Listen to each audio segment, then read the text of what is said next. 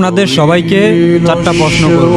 আপনারা যদি উত্তর দিতে পারেন তাহলে বুঝবো যে আপনারা প্রকৃত মুসলমান, আর আমি ইসলাম ধর্ম গ্রহণ করে নেব। আচ্ছা, তাহলে প্রশ্ন করেন। প্রশ্ন 1, আল্লাহ তাআলা এখন কি করছেন? আছে আপনার কাছে উত্তর?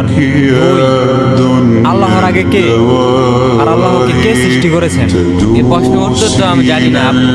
প্রশ্ন নাম্বার 3, আল্লাহ তাআলা একা কিভাবে পুরো পৃথিবীটাকে পরিচালনা করেন, একা কিভাবে দেখেন?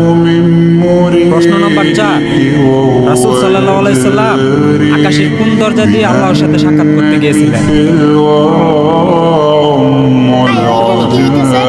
বলতে পারলাম না তো ভাই, কি হয়েছে এখানে? আরে ভাই, আর বলবেন না। এই লোকটা আসছে, আইসা আমাদেরকে চারটা প্রশ্ন করছে, তো কেউ উত্তর দিতে পারলাম না। আপনি কি এই প্রশ্নের উত্তর জানেন? কি প্রশ্ন? এই লোকটা বলতেছে আল্লাহ তাআলা এখন কি করতেছে? আল্লাহ তাআলা এখন